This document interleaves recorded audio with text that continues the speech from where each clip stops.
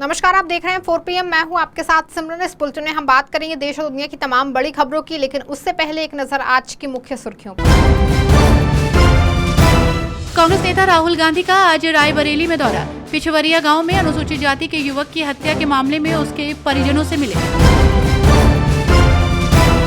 CM Kejriwal को नहीं मिली राहत, राउज एवेन्यू कोर्ट ने 27 अगस्त तक बढ़ाई न्यायिक हिरासत।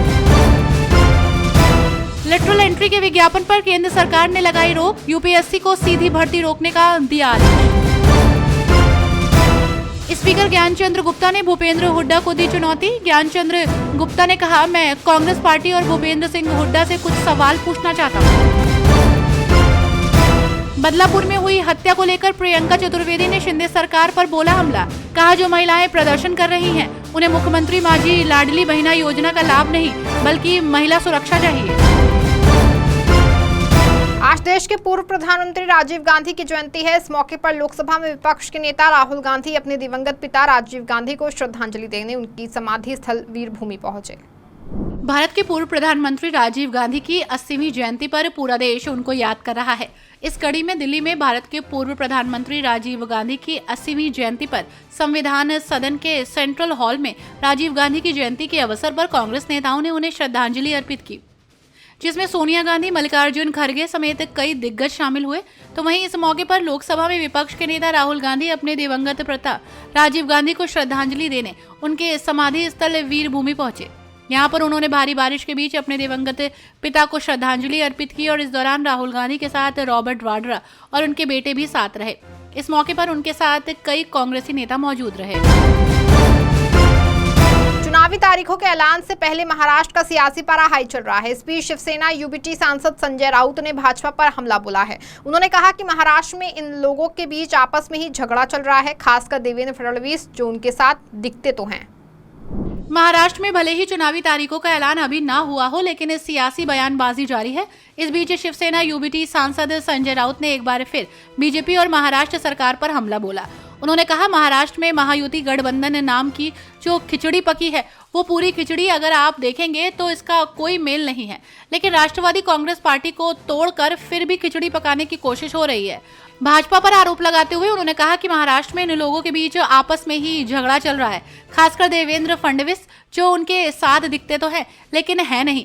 बीजेपी का परिवार एकनाथ शिंदे और अजीत पवार के साथ नहीं है। इनके एक मंत्री को कल मारने की बात की गई, फिर मंत्री ने कहा कि मैं आपको मारूंगा। अजीत पवार को उनके ही जिले में बीजेपी ने काले झंडे दिखाए। ये पूरे महाराष्ट्र में हो रहा है। झारखंड के पूर्व मुख्यमंत्री चंपई सोरेन को लेकर अटकलों का बाजार गर्म है। इस बीच उन्होंने खुद भाजपा में शामिल होने की अटकलों को खारिज किया है। उन्होंने कहा कि वो दिल्ली किसी काम से गए हैं। पूर्व मुख्यमंत्री चंपई सोरेन के भाजपा में शामिल होने की अटकलों पर विराम लगा दिया गया है, क्योंकि इन अटकलों को खुद चंपई सोरेन ने खारिज कर दिया है। उन्होंने दिल्ली में कहा है कि मैं अपने निजी काम से दिल्ली आया था, मैंने यहाँ किसी से मुलाकात नहीं की। उन्होंने कहा कि ना ही मैं किसी भाजपा नेता से मिलना चाहता हूँ। चंपई सोरेन ने ये भी कहा कि मुझे नहीं समझ आ रहा कि ये सब कौन और क्यों कर रहा है। चुनाव लड़ने को लेकर उन्होंने कहा कि मैं अपनी बात बोल चुका हूँ, कुछ भी नया बोलना नहीं है। कर्नाटक का सियासी पारा हाई चल रहा है। लगातार आरोप प्रत्यारोप लग रहे हैं। इस बीच कांग्रेस नेता संदीप दीक्षित ने गवर्नर पर हमला बोलते हुए कहा कि कांग्रेस के गवर्नर ने बीजेपी के एजेंट की तरह काम किया है।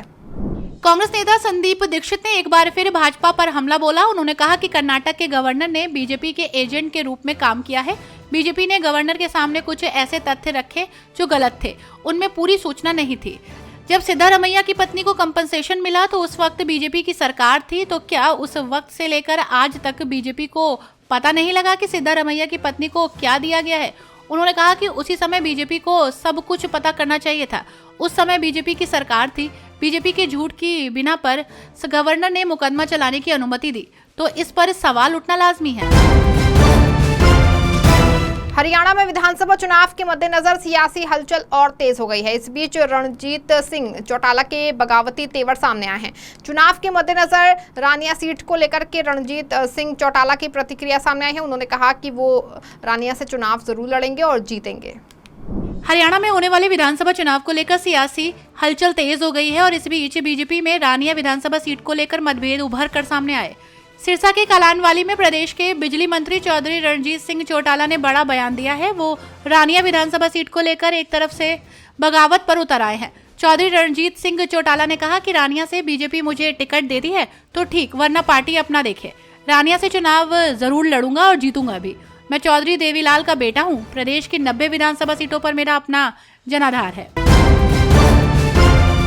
आरक्षण को लेकर इन दिनों फिर सियासी बवाल मचा हुआ है। इस बीच आरजेडी नेता शक्ति सिंह यादव ने भाजपा पर हमला बोलते हुए कहा कि भाजपा आरक्षण को खत्म करना चाहती है। इन दिनों आरक्षण का मुद्दा एक बार फिर चर्चा में बना हुआ है। इसे लेकर नेताओं की प्रतिक्रिया सामने आ रही है। इस बीच आरजेडी नेता शक्ति सिंह यादव ने कहा कि बीजेपी देश में आरक्षण खत्म करना चाहती है। उन्होंने कहा कि लालू प्रसाद यादव इस संबंध में देश को कई बार पहले भी आगाह कर चुके हैं।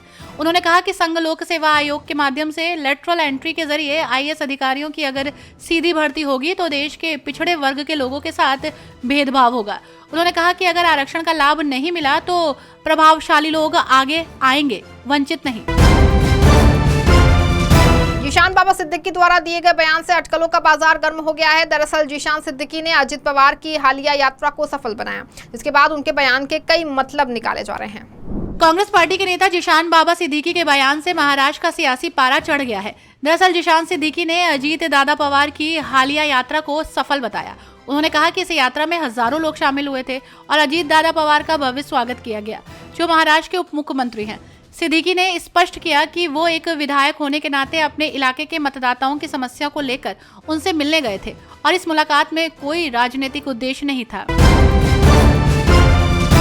अपने बेबाक बयानों से पहचाने जाने वाले कांग्रेस नेता पवन खेड़ा ने पीएम मोदी पर हमला बोला है। उन्होंने कहा कि पीएम मोदी को कम से कम अपने सहयोगियों से सलाह लेकर ही कोई कदम उठाना चाहिए।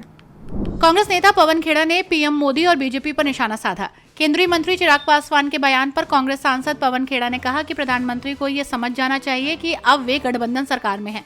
अब पीएम मोदी कम से कम अपने सहयोगियों से सलाह लेकर ही कोई कदम उठाएं। आगे उन्होंने कहा कि पीएम मोदी को कोई भी बिल सहयोगियों से राय विचार लेकर पास करना चाहिए। इस बुलेटिन फिलहाल इतना ही। ऐसी तमाम राजनीतिक खबरों के लिए बने रहें और जुड़े रहें 4PM के साथ। धन्यवाद।